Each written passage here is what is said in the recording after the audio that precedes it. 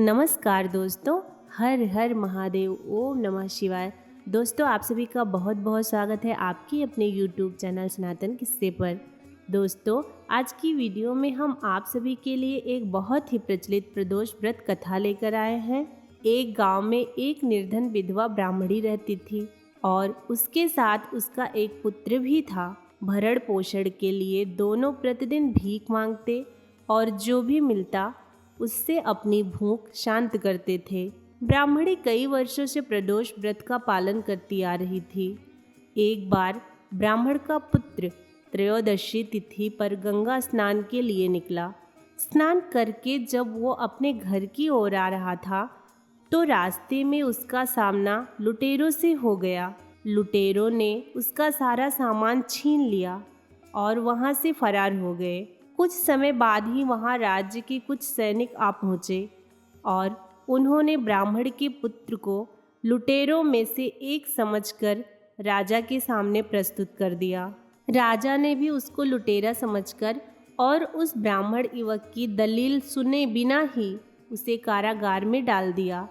रात्रि में राजा के स्वप्न में भगवान शिव आए और ब्राह्मण युवक को मुक्त करने का आदेश देकर अंतर्ध्यान हो गए।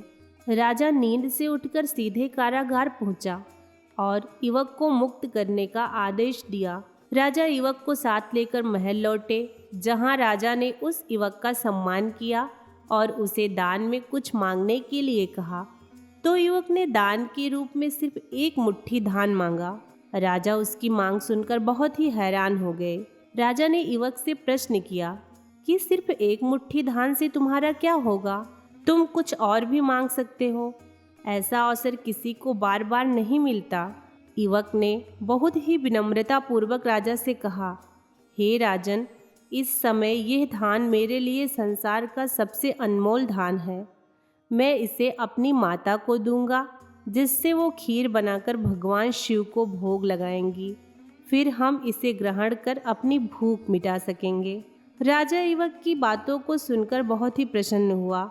उन्होंने मंत्री को आदेश दिया कि ब्राह्मणी को दरबार में सम्मान के साथ लाया जाए।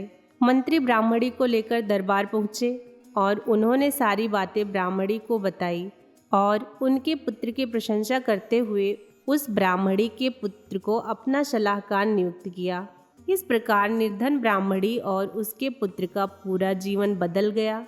तो दोस्तों, ये थी प्रदोष व्रत कथा।